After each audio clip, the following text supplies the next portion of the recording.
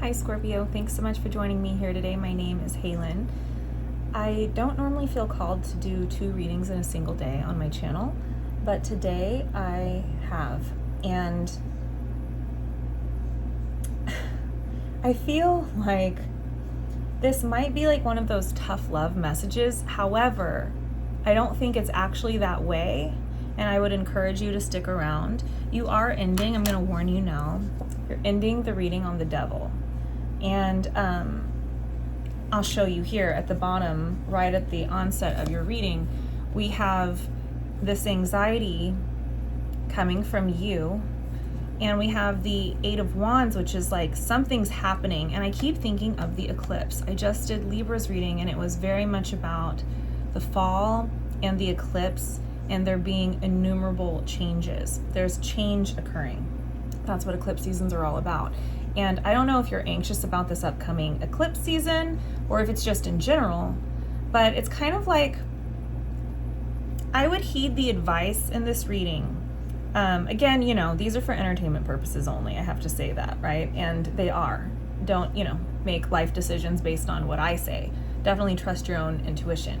But if this resonates for you, the message here is basically like, it's way worse to stew in this energy, avoiding something when it's inevitable. And this might not actually be so bad. This is way worse. So it's like the worrying aspect. Sorry, my contact lens is messing up. The worrying aspect is far worse, the anxiety, than actually facing this head on. And I just want to let you know that. So it's not... Basically, it's like it's not the end of the world is where we're starting this reading. I'm going to start in your past position with the 2 of Coins, the Daughter of Coins, and the 10 of Earth. And this is all about work. I'm hearing that Rihanna song. I'm not like a big Rihanna person. I'm amazed I even know this song, but it's just like work, work, work, work, work, da da da da, work, work, work. It's like all I'm hearing, work, work, work, work, work. So you're just like work, work, work, work, working, and it's like you're really trying to work towards your future here. The way that this is looking, at least in my camera, I don't know if it's flipped, but this is going, yeah, it's like that for you too, right? It's going towards the future. You're really trying to bang this drum of the future, work towards your future, right? Like water these seeds, water this coin, grow these coins in order to have this incredible abundant harvest with the 10 of Earth. It's like you want to fill your basket with all of this green, you know what I mean? I'm sure it's to secure your future, or if it's not money, it's to secure something. You're working very hard towards this future. And it shows the 8 of Coins, which is a card about work, work, work, work, work. I'm going to say it that many times now. I got to stop. I can't say work like 100 times in a row like the song. But see how you're toiling away here, and then your soul is kind of like off here, like the whirling dervish dancing. It's like this isn't feeding your soul. It's becoming laborious. Is that a word? And you're starting to sort of get distracted over here, and maybe even slip away into like fantasy realm or something, because, well, all this work that you've been doing, it's actually left you not socializing. This card is always the woman to me who's sitting outside of the pool party, okay? So it's like you're being left out. It doesn't feel fun. So instead, see how there's no fun being had? And it's all this idea about coins, coins, coins, so many coins. It's like your soul or your spirit or your heart or your mind, whatever, you're off over here like this whirling dervish. So you're having a rich world in that way, because it's kind of like it's so boring. And there's also this air of mystery around what's going to happen, because I'm wondering if this work, basically, well, I'm wondering if this work is what you should be doing, or if your soul is calling you, your mind, whatever. It's kind of like ADD, right? Like you're distracted over here because this is actually not in alignment with your soul. That's why this moon card is sort of like that fantasy realm, like this whirling dervish is sort of luring you, calling you away, because maybe you're just really not enjoying your work. Maybe you really thought you were, but something here feels like you're getting distracted, basically, and I think it's for a reason. I don't think you should judge yourself for it. I certainly don't. I see why you would be tending or leaning towards this way, because it's more fun to, it's more in alignment with you to embrace what you truly love, not limit yourself to where you're not allowed to like have any fun. And there's this air of the unknown, like what's going to happen in the future. Okay, so the current energy is that you've got the Two of Cups with the Queen of Cups. And I'm very surprised to see this, but it feels like you're having a nice time with the Adelita of Fire with the cayenne pepper. Whatever this is, it's like in the current moment, you have enough, you are okay. It's kind of making me think of the whirling dervish. It's like maybe this is the, this could just represent your inner world. It could absolutely represent a physical relationship, but it's like the whirling dervish is the thing that distracts you from this boring job or whatever, you know what I mean? What you quote unquote should be doing. This is something that you do love, that is, I'm hearing ripe for the picking for you. It's what you truly want. You know what I mean? And it could be passionate. It's your true passion. It's what you truly love. And this could be anything. It doesn't need to be a romantic relationship with a partner like this Two of Cups. This could be your true soul's calling. Like you could be quitting a 9-to-5 to make art instead, or there's something like that. There's a real lure here to pursue something you really love and that inspires you, that you're passionate about. It's almost like a fire cider, like a tonic to you, rather than this constant gonging of this drum of the future to secure your future or to make, you know, some kind of means here. Like a means to an end or something. That's not where it's at for you. It's like life has other plans here. That's why you're going off into the whirling dervish land, and here's this thing that you really enjoy doing. But maybe it's, you know, not lucrative or feels like it doesn't provide results, something like that. Well, you're passionate about it. But here's this interesting idea in the current energy. Whatever this is, it's the star for you. It's enriching. But as you go along this path, there's this strange idea that you have this inevitable knowing that it will not or cannot last forever or something, because you got the High Priestess here with the Three of Swords. And as much as you enjoy it in the moment, someone or something you love that you're passionate about, your intuition here. See, it's like all these like little tapestries and scrolls and like the pendulum and all the spells. It's the High Priestess card. It's kind of like all the omens. It's kind of like making me think of when people used to do readings, like fortune-telling readings with reeds and sticks or something, or tea leaves, something like that. It's like, you know, in your heart of hearts, your intuition is saying, as this journey goes on, this is not going to last forever. It's like you're aware of the inevitable end of something. And maybe it's just like when I was a little girl, I had this puppy, Lucas. I've been thinking about him lately, and he was my little Lukey. He's a mini dachshund, and I love him. And I loved this dog so much that from a very young age, I would hold him, and he fit right between my like knees when I would spoon him and like my chin. He was so long. He's the perfect length.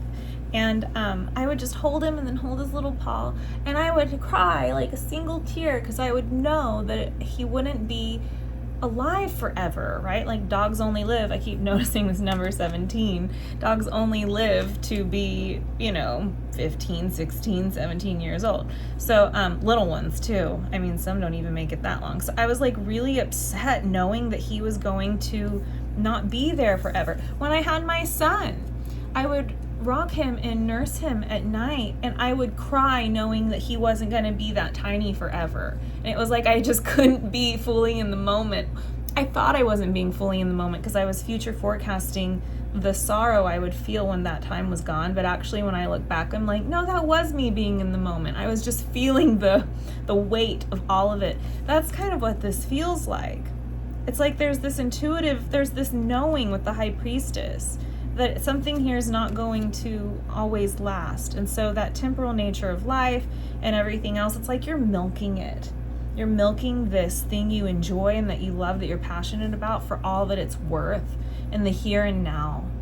And I can applaud that, Scorpio. I really can, because it's making me look at these cards again, right? Where you're like, I feel like you're like dreading the inevitable onslaught of whatever this is, and it might have to do with like fears or anxiety around the change that comes with eclipse season or the fall or whatever. Okay, so the future placement before we get to the extended is the Sun and the Chariot and this beautiful 9 of Fire card, this wild cherry, and I had to look it up. And what I see, Scorpio, is 2 possible outcomes for your future. And actually, maybe they're the same one. Because I don't know if there's a choice here or if there's just conflicting emotions with the path and the trajectory of something. If you see my lights kind of flickering, it's because I've got like all the ACs on blast because it gets really hot towards the end of the day when the sun comes in from the west. Anyway, yes. So, the Sun and the Chariot are about, with this card, is all about like the easiest path. And it's like, this is your harvest. I actually had to look this up because, 9 of Wands to me, if I take it literally, it's got a very different message, but I pulled this booklet out, and I never do this. If you watch me, you know that, but it says, satisfaction flourishes when you stay the course. It says your efforts have paid off.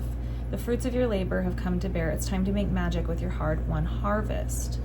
And it's talking about basically like this thing that you were working towards. It's talking about there is a successful outcome here. There's an easy way. There's an easy route. I had to get clarity, okay? Because I'm trying to find the words for it. The clarity here was the Strength card with the 3 of Cups. Very interesting energy, because this I don't like. If you look here at the card, it's like they look like they're a married couple and he's over here looking at her. So it's just got this weird energy to it to me, like third party energy or something. Like 3 is a crowd. And then there's this beautiful energy of the 6 of Cups. So looking at all these, to me, there's something that is the easier option to like let the cards fall as they may and to soften. And I feel like it's something that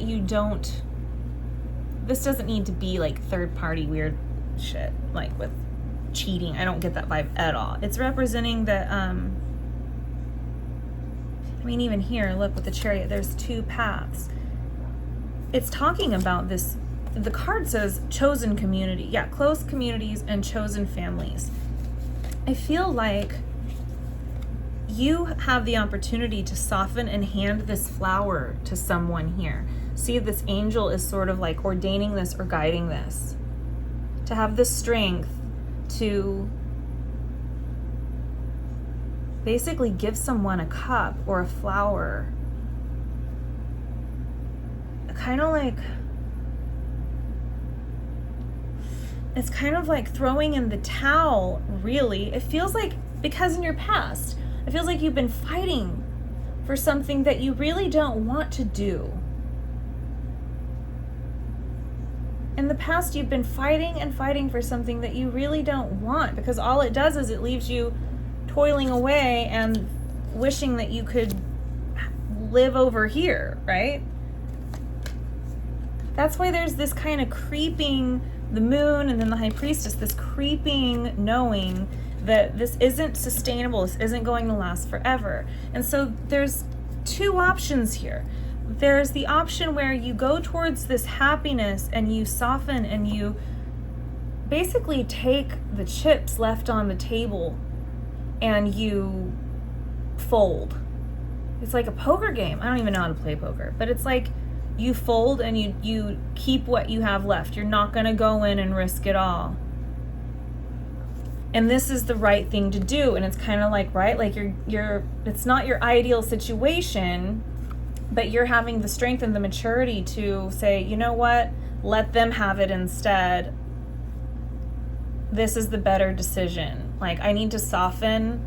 You can't win them all, right? That kind of thing. It's not a bruise to your ego. It's actually a choice for your own happiness. And this is what lets you keep your poker chips, right? It's like, this is what allows you to have the tools that you still need to contribute to. It's like the things that you have acquired, you get to keep.